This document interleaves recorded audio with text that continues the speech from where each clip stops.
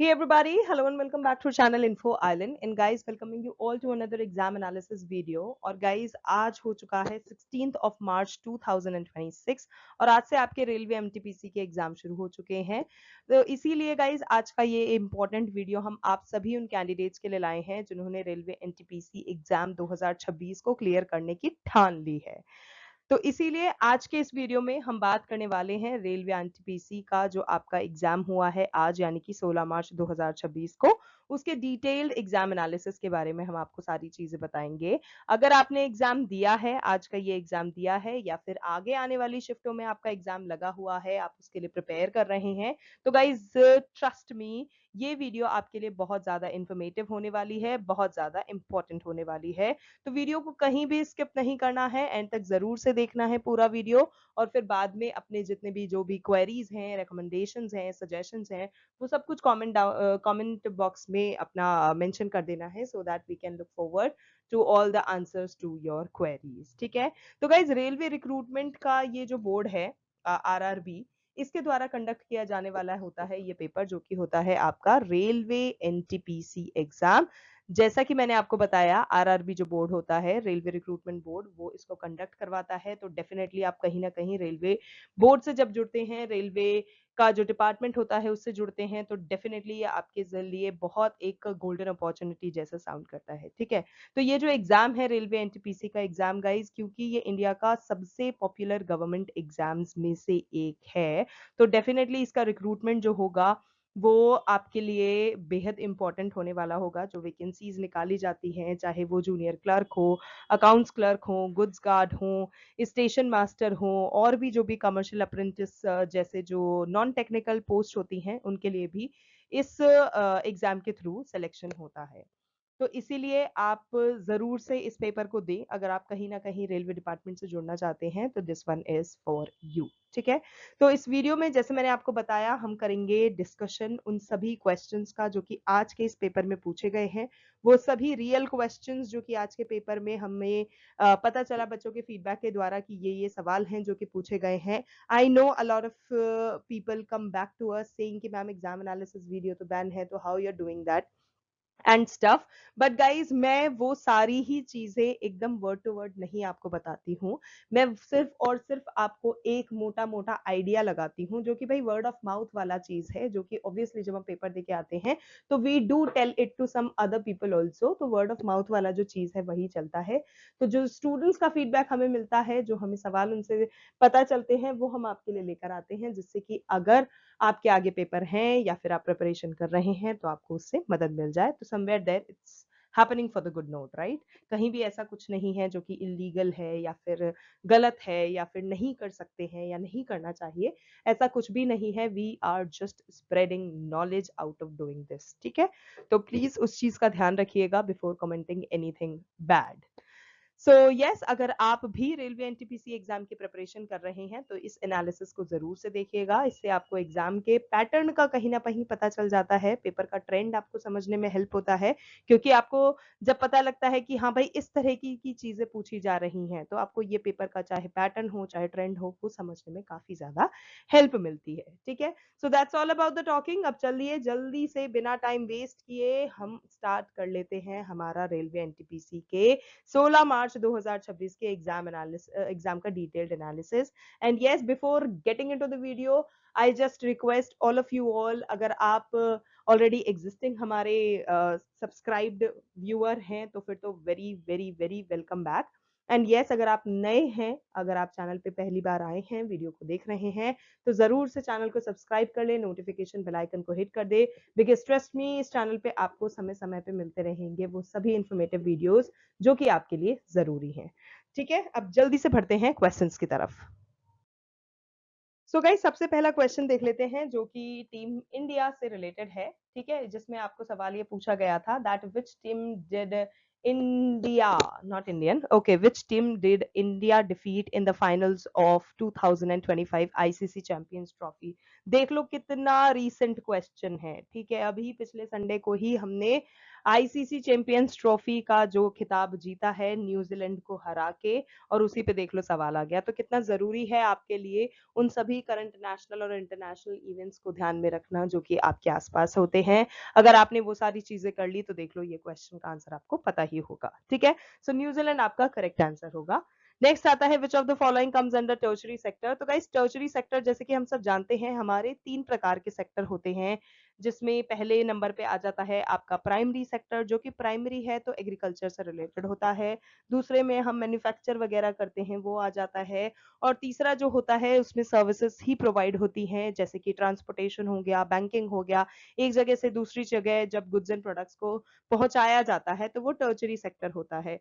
तो इसीलिए जब आपको उसमें गिवन था, ऑप्शन में गिवन था एक सर्विसेज, आपको उस पर टिक करना था, बिकॉज टर्शरी सेक्टर जो होता है उसको हम सर्विस सेक्टर भी बोलते हैं। एंड टर्शरी सेक्टर के अंदर जो भी चीजें आती हैं वो होती हैं सर्विसेज।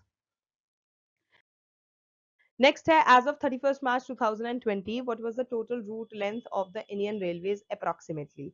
तो 2020 31 मार्च 2020 तक की अगर हम बात करें तो सर्वे के हिसाब से जो इंडियन रेलवेज हैं उसका जो रूट लेंथ है कि कहां से कहां तक इंडिया में गाड़ियां चलती हैं, तो उस रूट लेंथ की बात हो जाएगी a total of 67,956 kilometres approximately, ठीक है। तो ये आपको ऑप्शन गिवन था, ये आपका करेक्ट आंसर होगा 67,956 kilometers. नेक्स्ट है in which language was the ancient South Indian Sangam literature. तो गाइस संगम लिटरेचर की अगर अपन बात करें तो प्राइमरीली वो जो है वो तमिल लैंग्वेज में लिखा गया था। तो तमिल लैंग्वेज आपका यहाँ पर करेक्ट आंसर होगा, बिकॉज तमिल लैंग्वेज ही वो लैंग्वेज है जिसमें हमारा जो ancient South Indian Sangam literature है वो लिखा गया था। अगला सवाल है who led the famous Bardoli Satyagraha held in Gujarat in 1928। तो गाइज ऑब्वियसली इंडिपेंडेंस से पहले हमारे जो इंडियन लीडर्स रहे हैं, जो फादर्स रहे हैं, जिन्हें हम फादर ऑफ नेशन भी बोलते हैं, जैसे महात्मा गांधी वगैरह हैं, तो इन्होंने इंडिया को इंडिपेंडेंस दिलाने के लिए बहुत हाथ पैर फेंके थे। बहुत तरह के सत्याग्रह हो गए, बहुत तरह के मूवमेंट्स हो गए, बहुत तरह के, जैसे वो सिविल ओबीडियंस वाला जो था, एंड दिस नॉन कोऑपरेशन था, बहुत सारे थे। मतलब इस तरह के जो मूवमेंट्स थे वो सब करे थे, तब कहीं जाके हमें उनका रिजल्ट 1947 में ये मिला था, इंडिया गॉट इट्स इंडिपेंडेंस। तो 1928 में भी एक ऐसा फेमस बारदौली सत्याग्रह हुआ था जो कि गुजरात में किया गया था, और किसके द्वारा इसका नेतृत्व किया गया था, तो सरदार वल्लभ भाई पटेल इसका करेक्ट आंसर होगा। उन्होंने ही इस पर्टिकुलर सत्याग्रह मूवमेंट को 1928 में लीड करा था गुजरात में, ठीक है। तो सरदार वल्लभ भाई पटेल। Okay, next question है who acts as the administrator in union territories like Daman and Diu और पुडुचेरी। तो गाइस जो एडमिनिस्ट्रेटर होते हैं, जो यूनियन टेरिटरीज में एडमिनिस्ट्रेटर होते हैं, सबसे पहले तो आप देख लो यूनियन टेरिटरीज आपको दे रखी हैं, दमन एंड दियो हो गया, पुडुचेरी हो गया, ये हमारे इंडिया की यूटीज हैं, ठीक है, जिसको हम बोलते हैं यूनियन टेरिटरीज। सो जो इन यूटीज में एज एन एडमिनिस्ट्रेटर परफॉर्म करते हैं या एक्ट करते हैं, तो वो कौन होते हैं, वो होते हैं वहां के गवर्नर्स, ठीक है। या फिर आप उनको नाम भी दे सकते हैं एडमिनिस्ट्रेटर। सो लेफ्टिनेंट गवर्नर हो गया या एडमिनिस्ट्रेटर हो गया, वो आपका करेक्ट आंसर होगा। ओके, नेक्स्ट क्वेश्चन आपको पूछा गया था, एक बहुत इंपॉर्टेंट मैगजीन से रिलेटेड था ये क्वेश्चन, और मैगजीन लिखा किसके द्वारा गया था, एडिट किसके द्वारा किया गया था, ये बेसिक सवाल आपसे पूछा गया था। That bye whom was the magazine young India edited या फिर रिटन। तो गाइस इसका करेक्ट आंसर होगा यंग इंडिया जो है यह महात्मा गांधी के द्वारा लिखी गई है। सो महात्मा गांधी यहाँ पर आपका करेक्ट आंसर होगा, Mahatma Gandhi.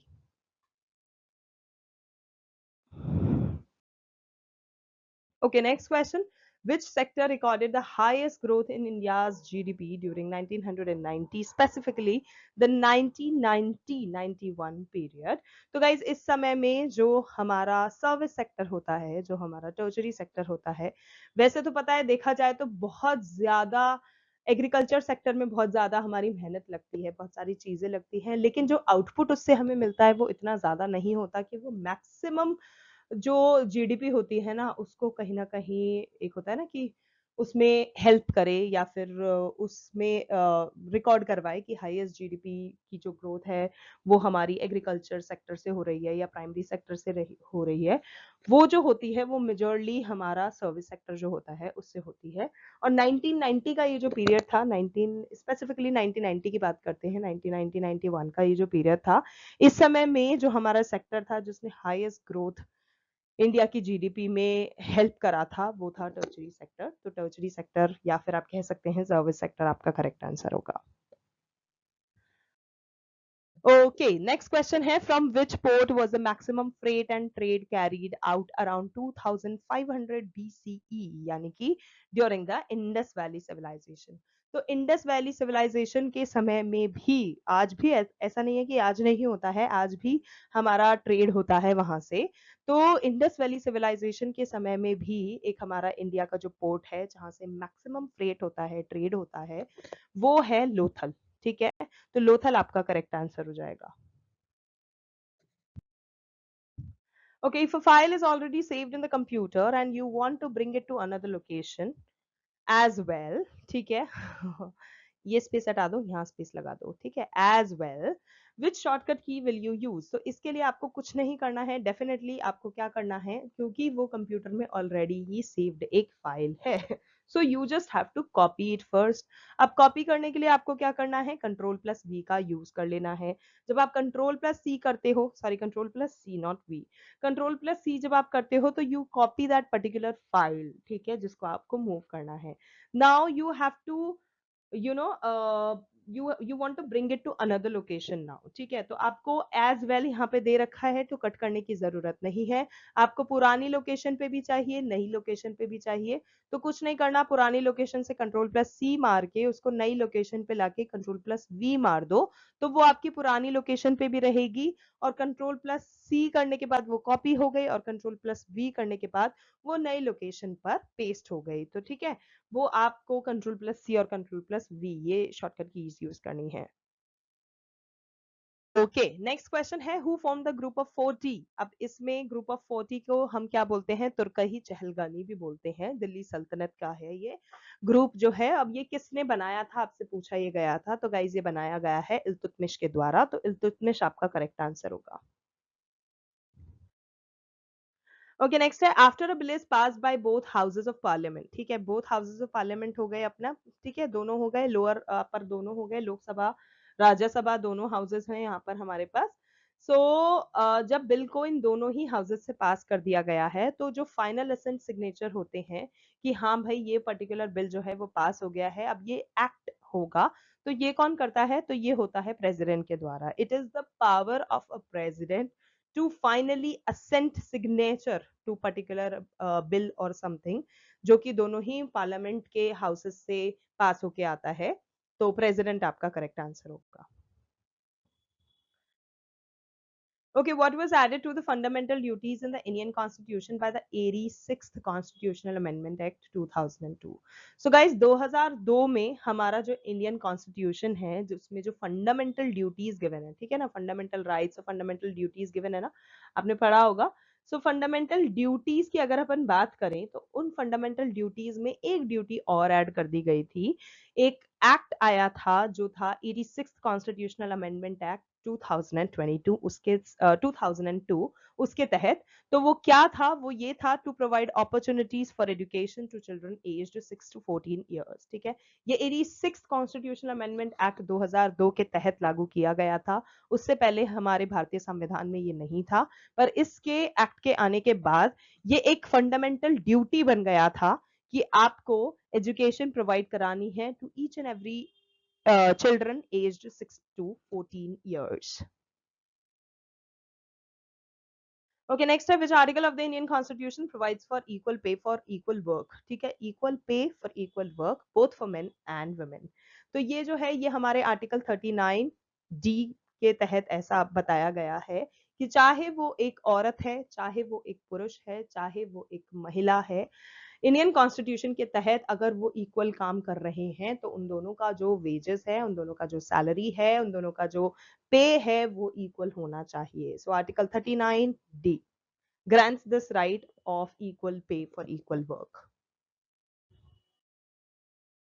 Okay, where is the summer solstice primarily occur on June 21st। तो गाइज ये आपका नदर्न हेमिस्फेयर में होता है, सो द नदर्न हेमिस्फेयर आपका करेक्ट आंसर होगा। नेक्स्ट है under which act was the central administrative tribunal establish. तो गाइज ये हुआ था एडमिनिस्ट्रेटिव ट्रिब्यूनल्स एक्ट 1985 के तहत।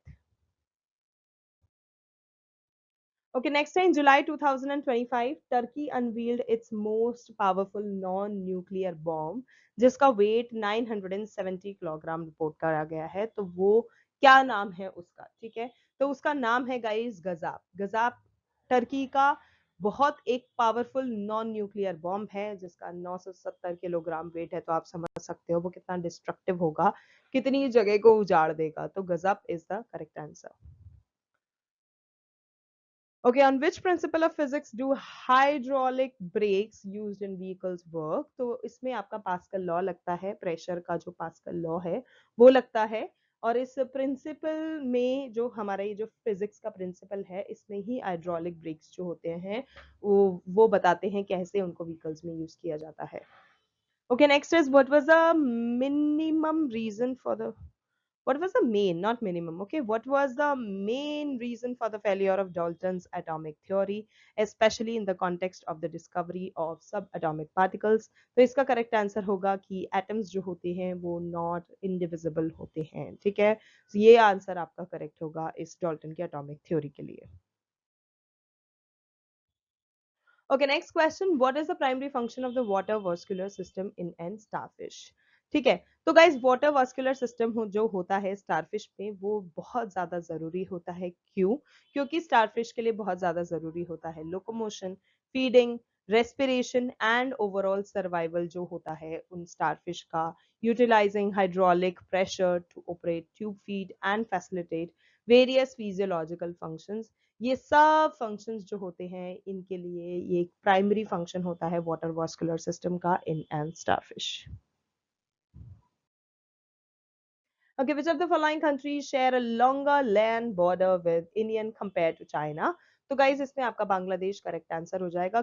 वैसे तो इंडिया बहुत सारे नेशंस के साथ अपना लैंड बॉर्डर शेयर करती है, बट अगर कोई है जो इंडिया के साथ शेयर करता है और लॉन्गर लैंड बॉर्डर है एज कंपेयर टू चाइना, वो होगा बांग्लादेश। ठीक है, next question and the last question I believe for today, which of the following famous economic policies was implemented by Alauddin Khilji? तो गाइज अलाउद्दीन खिलजी ने अपने समय के अपने शासनकाल के दौरान एक पॉलिसी लेकर आए थे जिसमें वो मार्केट को कंट्रोल करा करते थे, मार्केट से रिलेटेड चीजों को कंट्रोल करा करते थे।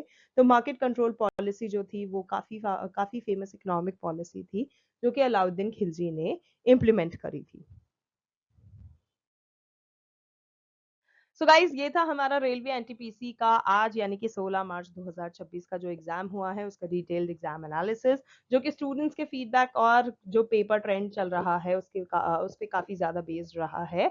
तो गाइज अगर आपने भी आज का एग्जाम दिया है तो जरूर से कमेंट सेक्शन में बताइएगा कि आपका पेपर कैसा रहा, आपने कितने अटेम्प्ट्स करे और आपको पेपर कैसा लगा, लाइक इजी लगा, मॉडरेट लगा, टफ लगा, कौन सा section proved to be very simple to you. क्योंकि आपका ये जो फीडबैक होता है इससे हम अपकमिंग शिफ्ट्स के जो कैंडिडेट्स होते हैं उनको काफ़ी ज़्यादा हेल्प मिल जाएगी, उनको हेल्प कर सकते हैं। तो ज़रूर से कमेंट्स करके बताइएगा। एंड यस, अगर वीडियो आपको हेल्पफुल लगी, इन्फॉर्मेटिव लगी तो वीडियो को लाइक करें, चैनल को सब्सक्राइब करें और वीडियो को अपने यारों दोस्तों परिवारजनों सबके साथ शेयर कर दें जो कि रेलवे एनटीपीसी एग्जाम के प्रिपरेशन कर रहे हैं, नहीं भी कर रहे हैं, कॉम्पिटेटिव एग्जाम की तैयारी कर रहे हैं, तब भी भेज डालना। क्योंकि उस तरह के जो क्वेश्चंस होते हैं ना वो आपको हर एक कॉम्पिटेटिव एग्जाम के लिए आपकी प्रिपरेशन को बिल्डअप करते हैं। ठीक है, सो गाइज आज के लिए बस इतना ही, मिलते हैं नेक्स्ट वीडियो में नेक्स्ट शिफ्ट एग्जाम एनालिसिस के साथ और लेटेस्ट अपडेट्स के साथ। Thank you so much for your time, thank you so much for watching and all the best for your railway NTPC exams.